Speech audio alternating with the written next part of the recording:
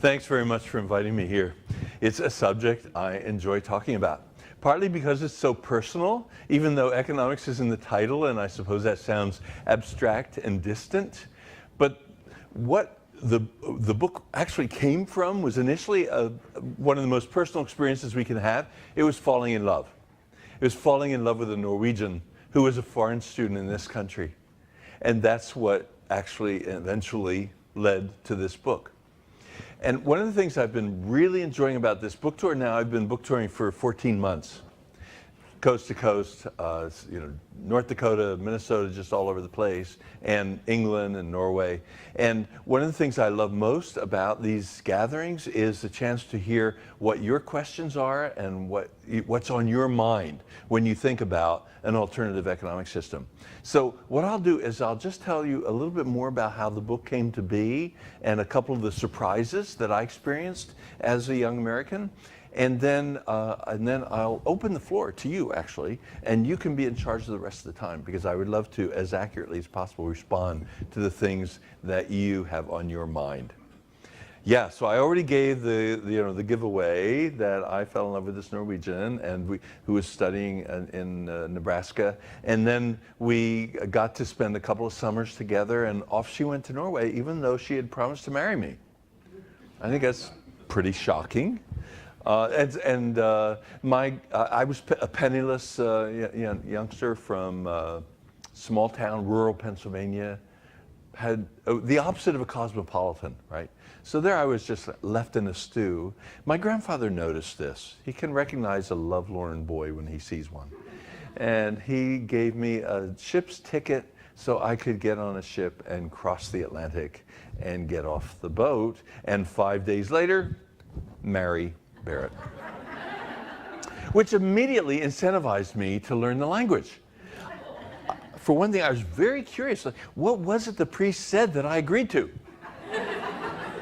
And I also wanted to learn the language in order to be able to make friends with her family, which was not delighted with the idea of her marrying an American, because the U.S. didn't have that great a reputation. We were known at the time for assassinating presidents and things like that, and they didn't think that was really very mannerly of Americans to be doing, and they wondered, what if she would decide to actually go back to the U.S.? What if they would decide to settle there instead of settling in this wonderful land? So there was tension there. So I had to really learn the language and try to make friends with them. Well, so the months went by, and I was working on the language, and Barrett pointed out that I still did not have my undergraduate degree. She did, but I didn't. I took the hint. And she said, University of Oslo, there it is. Why not study? What do you want to study? And I said, well, I've been having a hankering for a long time to study sociology, so I think I'd like to do that. So picture me here, first day, school, matriculation day. I put down my $14 matriculation fee.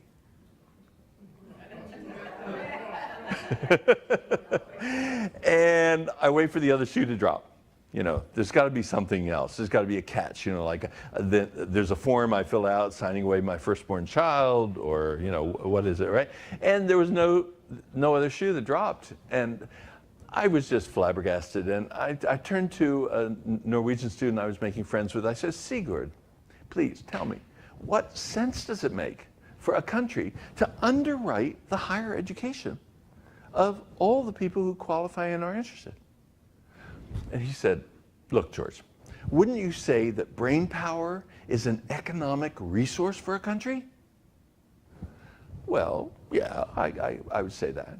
Well, then he said, what sense would it make for a country to not fully develop the economic resource of the country by fully developing the brains of its people?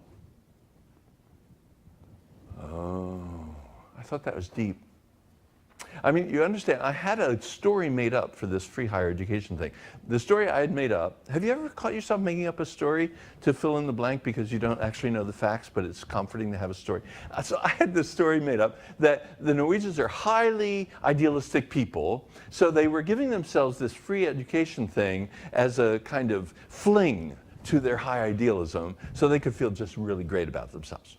And they probably make it up some other way. They have salt mines or something I'll find out about, But they like that. And here's Sigurd saying, no, there's economic payoff to our investing in people's brain power and supporting them to go through whatever, grad school, med school, law school, ballet school, whatever, people get to do that. So I thought, well, this is very interesting. This is going to be an interesting ride. This stranger in a strange land, the experience that I've been having, has more layers than I expected. Okay, fast forward. We get a primary care physician because Barrett explained Norwegians love to have a primary care person for the family. And so we had one. And so when I got the flu, which I used to get every winter in those days, then we'd have some access. The thing was, I was really knocked out by this flu. I don't know if you've ever had the kind of thing that just knocks you completely out. There you are in bed, you think you can't move. So the doctor made a house call, came, treated me. And then he said, okay, well, in this country, what we do is this way. I'm giving you this paper that says the fee that you should pay. You pay me cash. And then when you're well, you take this paper to the health office. You'll see a row of windows, something like a post office. Go to one of those windows, hand them this piece of paper, and they'll hand you your money back, minus a very small service charge.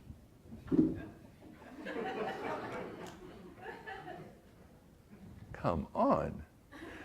So immediately my story work, gets underway. Why would they do this crazy one thing? And then I realized, wait a minute, Sigurd, if he were here right now, he would say, look into the economic impact, George. So I started asking Norwegians, what's the economic benefit of you folks having this single-payer healthcare system in which everybody gets what they need? I mean, as I was asking around, I heard that if you happen to live north of the Arctic Circle, and some of you know that Norway is a very long, skinny country, and it goes way, way high up, and the other end of the country is the capital city with the University Hospital. This is the most developed hospital. If you happen to live, at the top of the country and you developed a brain tumor and the surgery that you needed was available at the other end of the country, the health service would fly you to the hospital for free so that you could get the surgery that you need.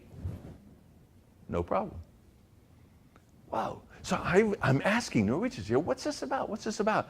All right, I got an answer, but I'm not sure you'll accept it.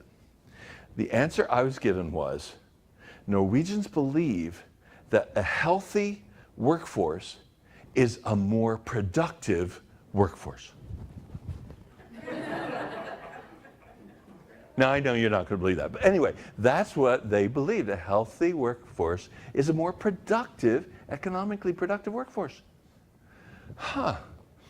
When I was doing the research on the book, I found out another economic payoff, which was that the Nordics pay about 2/3 what the United States pays for our health care plan. And they cover everybody with theirs in extreme ways, like flying you to another hospital. And of course, our plan, leaves a lot of people out. It doesn't even cover everybody. Big savings. They only pay 2/3 per capita what we pay. And they get so much. In other words, if you got the free market bug, you believed, Milton Friedman was right, and the free market is always the best way to get things done, and you went to Norway and tried to convince them they should adopt the American healthcare system, I think it'd be hard. I think, they would say, you mean you want us to pay 1/3 more as a nation for healthcare than we already pay and get less for it? Is that what you're trying to sell me? Okay, so it was thing after thing after thing like that I was having these experiences and trying to make sense of them and realizing that over and over and over, where ideals or values would promote something, there would also be, more often than not, an economic benefit to it. And I thought, well, maybe economics and values are not opposed. Maybe equality, which is one of their big values, is not something that you lose money on, or the individual freedom, because they're more individually free than we are. They have more individual freedom than we do. But maybe individual freedom goes with more economic productivity and prosperity than you would necessarily think. So I would, of course, we came back at the end of our first year, actually, because we decided that Norway was in great shape. The United States was struggling. So this was 1960. And we thought, better for us to live in my country where my people are struggling than her country where people are not, you know, I mean, there are always stuff to handle, you know, but they're in much better shape. So we decided to live in this country, and I was, of course, eager to tell my friends and relatives and all what I'd learned in Norway. I would start telling them a story about something, whatever it was, healthcare or whatever, and they would change the subject. And it would be, what do you think, George? Those 76ers, they're really doing great this year, right?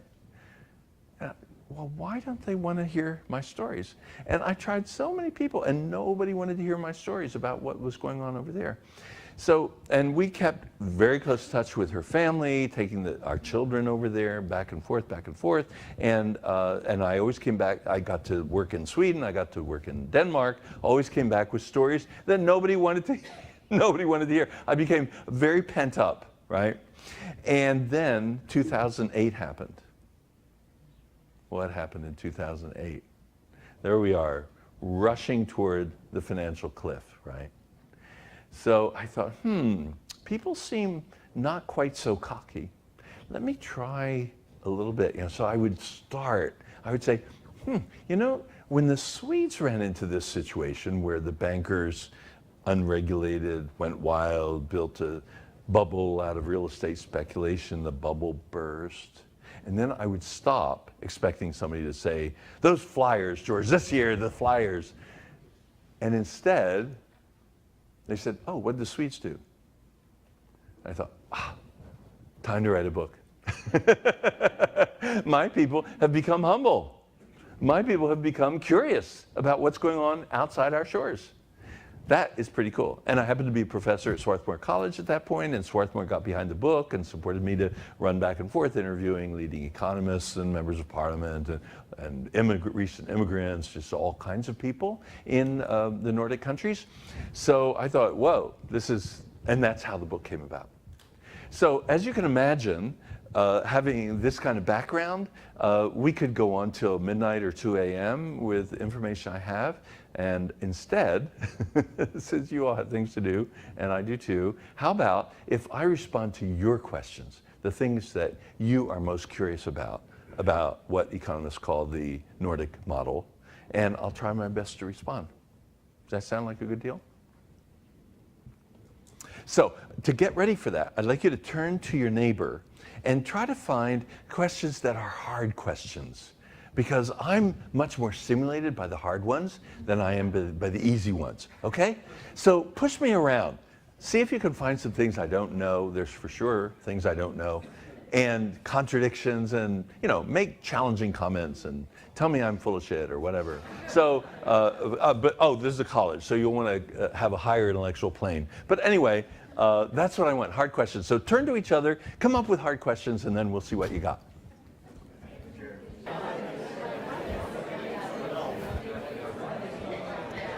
Okay, I know you could use more time, but on the other hand, I'm very curious, so let's find out what's on your minds. Who will be?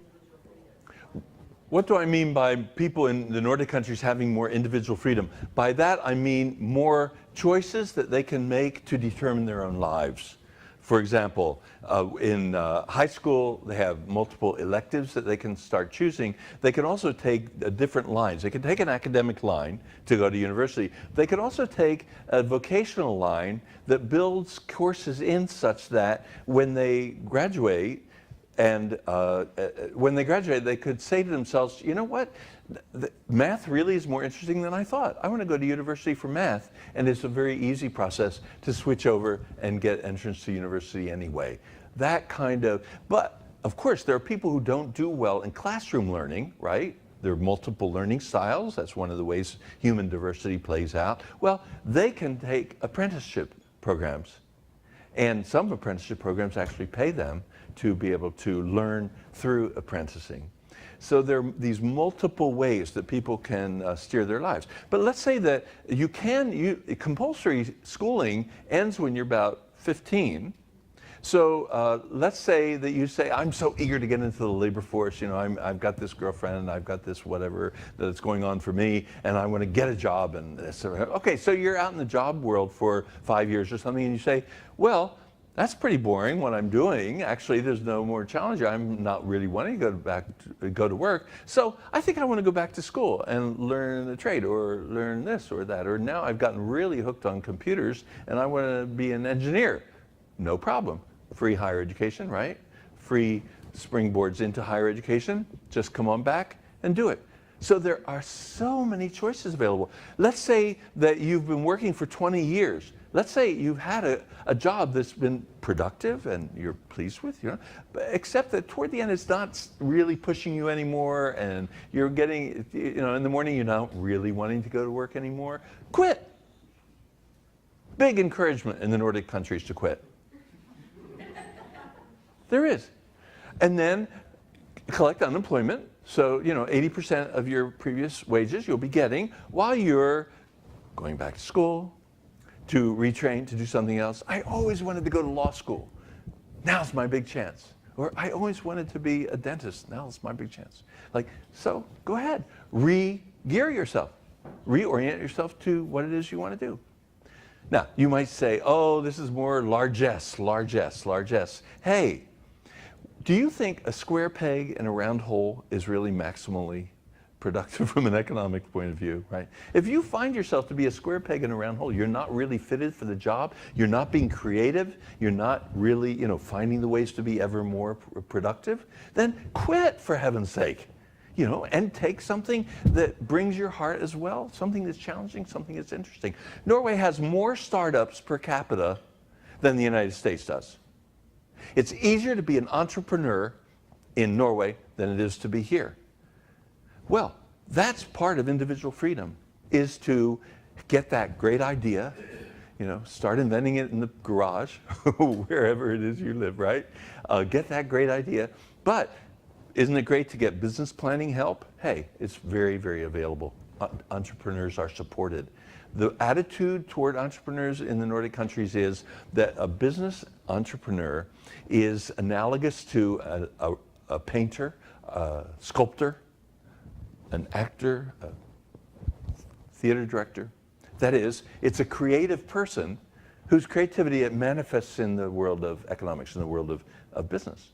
So, hey, economic development is very related to innovation, right? And innovation is very related to people freeing their creativity. So, good on you, good. You're quitting, you're letting your juices flow, you're trying this idea.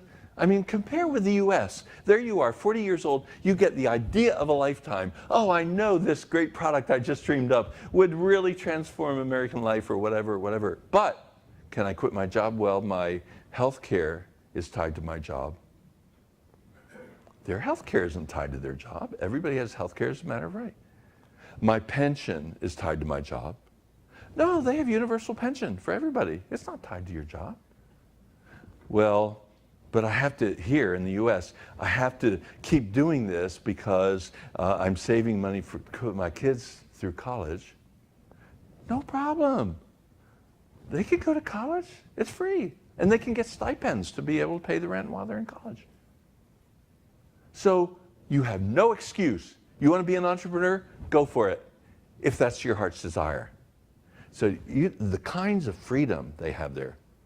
They also have much freer press, because the government subsidizes the press so that there's a diversity of points of view, and the various indicators are indicators for practically everything these days. You can go online and find out press freedom. Well, the Nordics are way up there, the United States is way down here. You're freer to be a citizen exercising your opinion through the voting process and so on. They're all top ranked among democracies. The United States has just been demoted into what is technically called a flawed democracy. It no longer is a democracy, according to the Columbia University scholars who have metrics for this. Now we're just a flawed democracy. Well, a real democracy frees its people, right, to be able to make a difference in the course of, the direction of the country. And a flawed democracy, not so much. So I could go on and on and on. There's a mandate from the government of Norway. Every village and town has to have a cultural arts center where you can learn, piano, learn instruments, where you can paint. There's a potting thing, stuff like that. Everybody has to have that. So to reduce the incentive to run to the city to get culture, get high culture or craft support and so on. Because people who want to live in the country or people who want to live in small town should have access to culture just like people in cities should. It's a matter of freedom, individual freedom. Let's let people be free. So that's their orientation. That's why I say they experience much more. Oh, I didn't even talk about vacation.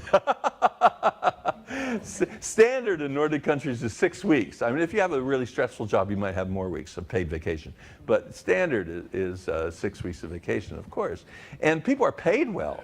So, why you need 6 weeks to be able to spend that time in the Caribbean beach, or really check out Thailand in a proper way. Get some yoga in while you're over there and so on. You really want an appreciable amount of time, and you've got plenty of discretionary money to do that with. Hamburger flippers in Copenhagen and McDonald's get $20 an hour. Wages start up, from there. Yeah. So there are all these different ways that living there becomes an experience of abundance. I sometimes imagine that the field of the economics over there must be really hard to think of economics as the dismal science. Because instead of, we're going to tear our hair out over scarcity, economics is all about scarcity, there, it's as if they want the people to experience a life of economic abundance instead of a life of economic scarcity. And they want to flip that around, and they've built a model to be able to do that. So that's, oh my goodness, you really got me going there, didn't you? Okay, I'll try to make answers shorter in the future. Yes? No, well, some of it, I disagree with some of it. First of all, taxes, that's a really, that gets a whole chapter in my book. Because that's probably isn't that one of the best known things about the Nordics? You get taxed like really high. Actually, 50% is, I don't know what her income is, but it's progressive. So it's wealthy people who pay more like 45, 50, in some countries 40%. And then it's not so much for people with more like middle income. But it's certainly true. The Prime Minister of Norway bragged to the New York Times some years ago, I ran 2 successful elections pledging to the voters, we will not reduce taxes. We will not lower taxes.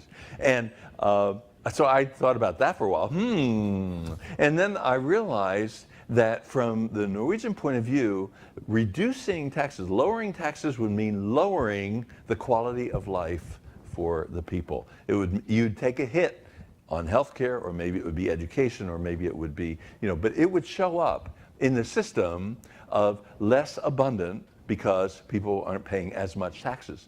And what people want over there is an abundant life. So pay a lot of taxes and get a lot for it. I mean, I know people in America who actually have the same philosophy. They're willing to go into a high-priced restaurant and pay a lot for a really good meal. Shocking. Like, why don't they go in and pay a little bit and expect a really wonderful meal? They seem to think that price has to do with quality. And people buy Mercedes cars, and they don't really expect to pay $10,000 for it, right? They expect to pay a lot for it because they're going to get a lot for it. So same with taxes. I mean, it's all common sense, really. If you want a lot, then you pay a lot, and so the taxations. This will amuse you. At one point, I was having a running disagreement with the IRS. And so I was working my way up in the food chain from, I would lose an appeal and I would go to the next bureaucrat and then lose an appeal and so on. I was working my way up toward tax court. And I ran into this guy, this IRS tax guy who seemed very, very reasonable. I could talk with him. So I said, I want to reassure you, it's not that I disagree with the concept of income tax. I very much agree with it, and I think it should be progressive. And in fact, when I lived in Norway, I paid at a higher rate than here. You know what he said? He said, well, in Norway, you got a lot for your money. That was the IRS tax man. He knew that in Norway, you get a lot for your money. So that's the key point to remember about taxes. Now, actually, the people who don't have a job still pay taxes because they have value-added taxes as well. So everybody gets to pay taxes. Yeah. With regard to that picture of it's the oil and gas that did it, Sweden has the same economic model, zero oil and gas. Iceland has the same economic model, zero oil and gas. Denmark has the same economic model, a wee bit of oil and gas, just enough for domestic purposes. It's only Norway that got the big flow that enables them to be an oil exporting nation. When I went there to marry Barrett in 1959, now that's before you got there, right? 1959? Yeah, okay, so 1959. That's not that long after World War II. There was still rationing because the impact of World War II was so tough. The occupation of the Germans during World War II in Norway was very, very hard on people, and they were climbing out. My father-in-law, who was a florist and gardener, had found that when he wanted to replace his falling apart station wagon, he needed to get permission from the government to buy a new station wagon because cars were rationed. That's how cut to the bone. Okay, so things were right. However, it's all about priorities. What I also discovered was that they had already cleared the slums in Oslo, their capital city. They had already created affordable public housing for those folks.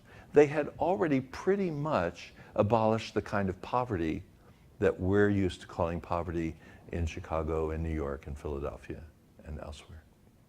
So even though they were having to count their pennies, their priority was get rid of poverty. Poverty is not okay. We won't stand for it. So I have a whole chapter on, well, what were the specifics that they did in order to prevent poverty. And all the specifics, as far as I could tell, were specifics we could take on as well. So it's really, so I have that kind of historical difference with what she was telling you. It's a great question. It was very much on my mind when I went back as a researcher rather than as a family member, but then I had to come to grips with that, right? So one of the places I did research was interviewing a major research institute in Oslo. As I was going into the conference room where I was going to interview two senior researchers, I noticed on the wall a bunch of photographs. You know how sometimes institutions will have a bunch of photographs. And I was looking and I saw one of them had a bunch of people who looked Chinese to me. And so I turned to the person taking me in and I said, they look Chinese. And he said, yeah, well, they were. That was a bunch of Chinese economists and policymakers, and they'd been sent by Beijing, by the People's Republic, by the government, to Norway to learn from us. So he sees my jaw dropping open, and he said, right, we thought the same thing. In fact, when we brought the delegation into this conference room, we sat them down and we said, what are you doing here? Because I mean, compare with the United States, China makes the United States look like a small country, right? I mean, China is humongous compared with the United States. And also with regard to heterogeneity. I mean, there are people who don't understand each other's language. They haven't swallowed Tibet yet. You know, I mean, it's a very, very complex and heterogeneous country. And the government was investing in sending economists to Norway to learn from Norway. So I say to this researcher, so you gotta level with me, like, why were they there? What was their answer when you asked them why they were there? And the researcher said that the Chinese view, as they expressed it, was that the Nordic countries are laboratories where stuff is tried out. And some stuff is discarded, some stuff really works, and so on and so on. They were there to look at the lab and see what's worked. And their view of economics is that it's an enormously complex system with many parts, structures, processes, and that some of those might be scale upable, say to a province level in China, or even to a national level in China. And they were going to just look at all the things that Norway could offer and ask themselves, which are the things we can scale up to that level and which are the things we could scale up nationally. Well, that got me really thinking. It got me thinking about the United States. For example, we have a system called Social Security, right? It was resisted hard when people were arguing for it in the 30s, and then it got implemented, and now I think we pretty much take it for granted, right? Well, Iceland, with 320,000 people, I mean, it's like metropolitan Buffalo, New York, right? 320,000 people is a nation. I mean, some people say it's a statelet, it's not a nation. But anyway, so there they are, their country. I mean, they have a ballet, and they have an opera company, and they have an airline, and they have a national theater. They have a lot of the things that a country has. And they have an economy, and they have 320,000 people, and they have Social Security. Tiny Iceland has Social Security. Vast United States has Social Security. And I don't know of anybody who sends back their Social Security check each month saying, well, I can't really accept this because there's diversity, and I'm really different from the people in my neighborhood, or, I'm a different color, or a different religion, or I don't know of anybody sending back the checks. As a system, it seems, well, take Medicare. Now, Medicare, hey, all the Nordics have Medicare, right? According to studies of customer satisfaction for Medicare in the United States, rates way higher than private insurance, right? So it's true Medicare is not as generous as it is in the Nordic countries, but as a system, it's basically the same system. And it works fine in the United States. So I think the Chinese are right, that there's some things that do obviously scale up. And then there are probably other things that don't, that are so culturally weird, peculiar to Norway or peculiar to Sweden or something, that they don't scale up or they wouldn't work in the United States. And that an empirical, pragmatic point of view would say, let's look at stuff and try it out if it looks promising. If we're not sure about the national level, we could try it, say in California or Texas or a big place, see how it works. If it works, then we could try. In other words, we would look at those laboratories in a kind of, a kind of rational way, really. The way of curiosity leading to adaptation of innovation. That's a pretty rational way to proceed. And we could do that. Or we could be defensive and say, no, we're too different. So I'm with the Chinese on that.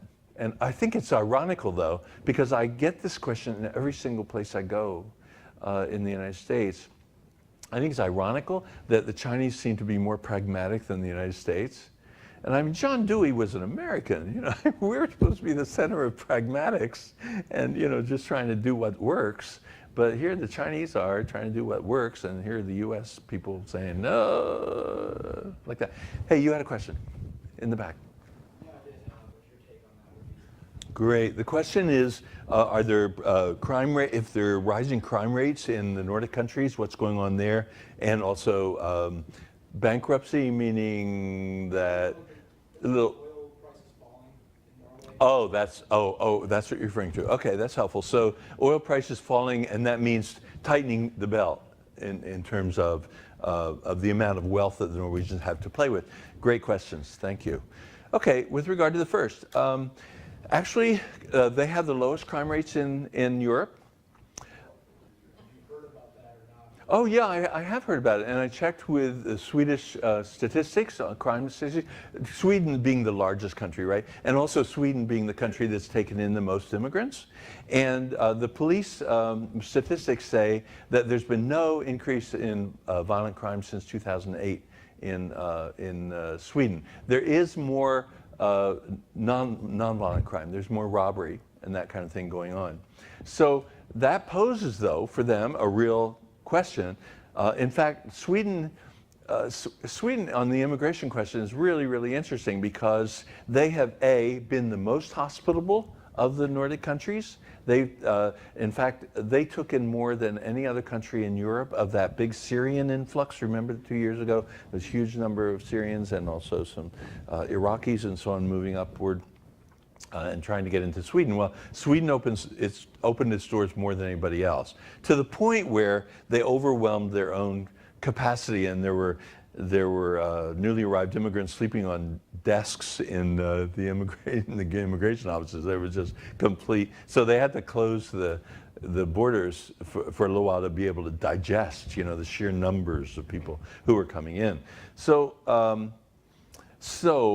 What happened in Sweden, and is also happening in the other countries to lesser degrees, is an integration process that helps people who don't have the language, who don't have maybe job skills that are appropriate for the Swedish economy and so on, to be able to adapt to a new situation. Many of these are traumatized people, right? They're fleeing, they've lost family members and so on and so on. So they aren't necessarily psychologically the most healthy. So how does a country that it becomes the host country deal with all of that? So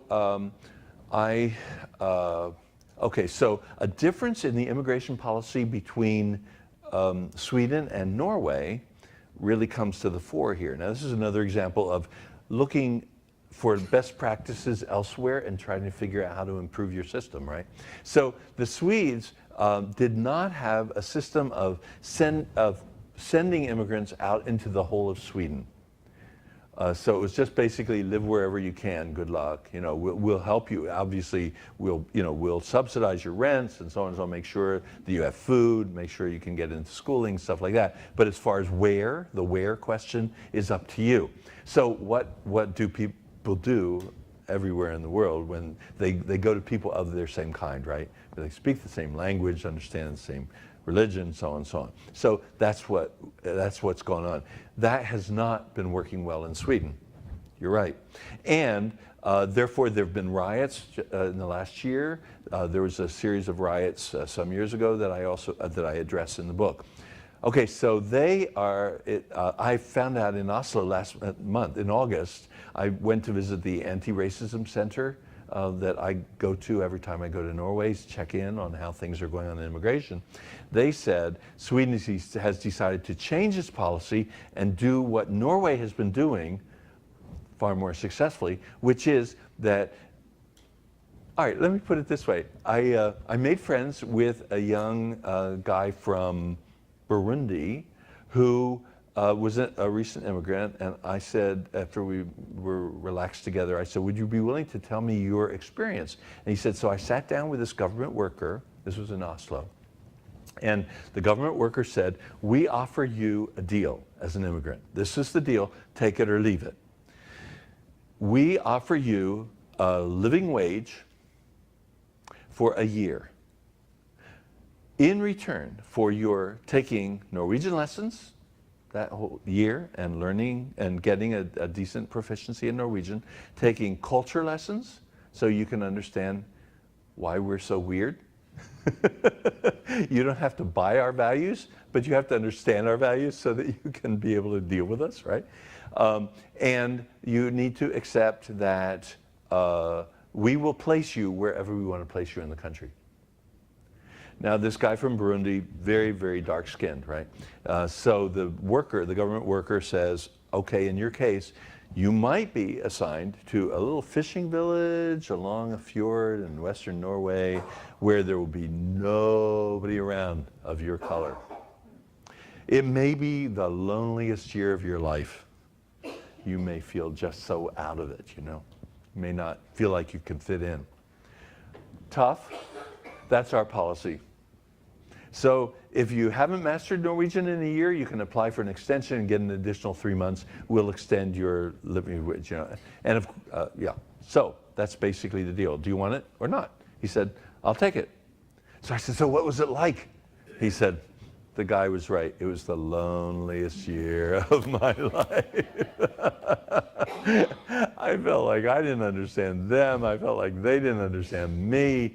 And he said it took quite a while of observation to be able to start to get the hang of it. He said, for one thing, I felt these are such racist people because they won't talk to me. It took quite a while for him to notice they don't talk to each other either. It's just the Norwegian way.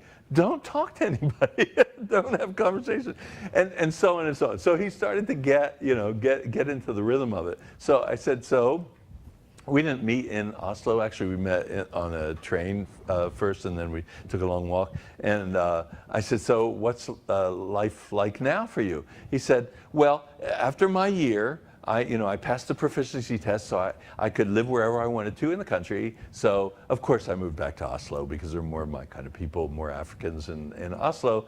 And I said, and what's your life like? He said, well, I found this really nice woman, ethnic Norwegian.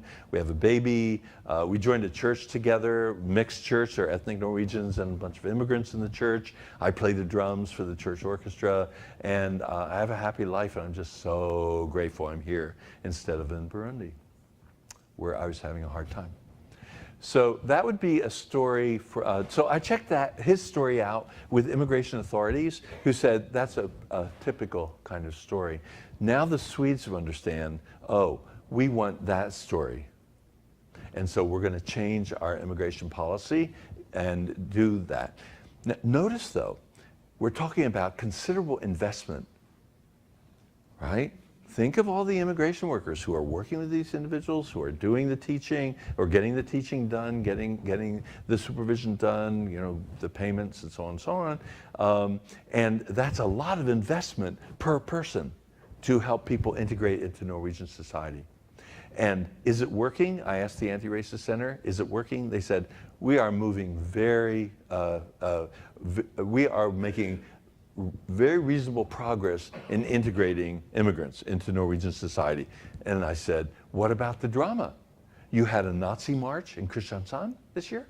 Over in Sweden, they had a Nazi march this year. The mass media are full of accounts of horrible social media stuff going on, nasty, some white supremacist stuff, horrible stuff. And they said, that's right, we have two realities. We have the actual reality on the ground, which is integration, and then we have the manufactured reality, which is around the protesters who are so outraged that the integration is happening.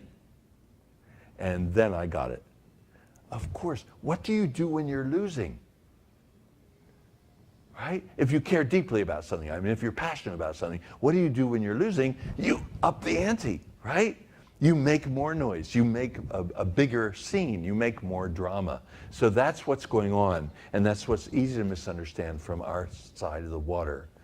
That what's going on over there is that the white supremacists in the Nordic countries are losing the battle. And year by year, more and more immigrants are moving forward, young Muslim women graduating from university, free university, and so on and so on. All these opportunities opening up, and it's all happening. And in the eyes of the white supremacists, Swedes, Danes, Norwegians, Icelanders, this is horrible, horrible, horrible. Now, they're standing at the gates trying to keep their lovely white, Nordic heritage unsullied by this terrible thing that's going on.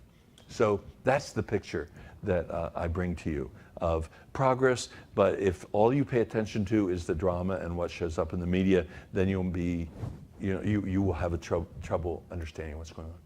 Good time. How do you get out of it? Every economy has a business cycle. It just seems like breathing. You could probably explain it, but I can't explain it. But for some reason, every country has a business cycle of relative boom and then relative recession, backing away, and then relative boom. All economies have this. This is like breathing. It's asking people to keep on the same level of an economic system is like asking somebody only to breathe in and don't exhale. Just do that. It's impossible. Always there's a business cycle. So you can get alarmed by a business cycle, or you can go to work and make the down part of the business cycle less down, right? You can prop it up. And there are measures, they rely a lot on Keynesian measures of stimulus of the economy. For example, the Norwegians have something called a house bank, which they gear up every time the business cycle starts going down. And what it does is it lowers the interest rates for buying houses and buying apartments. So people say, whoa, the interest rates, won't see those again for a while. So they buy houses and apartments. Okay, so what happens when you buy a new house and move into it or a new apartment? Oh, that rug looks terrible. I have to get a new rug, right? And, oh, that sofa, I can't move that sofa. I'm going to buy a new one. All that activity stimulates the economy and means that the depression is, or the recession is not as deep. But they all know how to handle it because what they have is the levers to be able to handle that. 2008 was not easy for the Nordic countries. 2008 was so difficult for the United States to respond to that it's still not back to where things were in 2006, 2007. Our poverty rate, for example, has not responded, and so on. The loss of wealth for black families has been incredible, and so on and so on. Still, the U.S. austerity program has been a big flop. The Nordic countries, on the other hand, had a little dip and then a recovery because they use the levers that are actually available. President Obama tried to get a second stimulus plan, you may remember, and the Congress said, no way. No, we're not going to have a second. We bailed out the Wall Street. That's what we care about. You want a second stimulus plan so that we can take care of Main Street? Are you kidding? No way we're going to take care of Main Street. Our priority is Wall Street, not Main Street. That's the way the United States works. The way the Nordic countries work is priority is put on Main Street. And if that means my book has a whole chapter on their seizing the banks when the banks got restless and did the wrong thing in 2008. Well, it was, in their case, it was the early 90s. Then that's what they do. That's a big mistake. You asked me to tell a mistake. The big mistake, very briefly, was that they did have a flirtation with neoliberalism. They did take the regulations off their bank in Sweden and Norway. Sweden and Norway were the ones that did that in the late 80s. And sure enough, bankers ran wild, created a bubble burst, and they raced toward the economic cliff. Big, big, big mistake on their part, and they're resolving never to make that mistake again. Of course, our country is not willing to lock into place the prevention of that, but they are preventing that happening ever again in Norway and Sweden specifically. So it's way more complicated than the way I've been able to respond so far. Yeah, but just keep checking the indices for how the economies are doing, and you'll find that they're up there in the top tier. The United States is like crawling along down here and unable to deal with its poverty and stuff like that. So obviously they've figured out a way of handling an economy that even when oil prices go down or other things happen, they've always been globalized countries selling lumber on the world market or codfish or whatever. They've always been at the mercy of globalized market forces, and they have figured out how to ride through those and keep a consistent level of free higher education, terrific health care for everyone, and so on, while the U.S. and UK still, get into austerity situations that prevent them from coming back.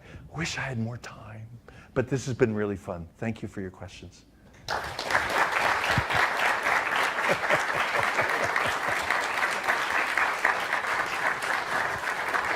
Oh, Thank you everyone go for ahead.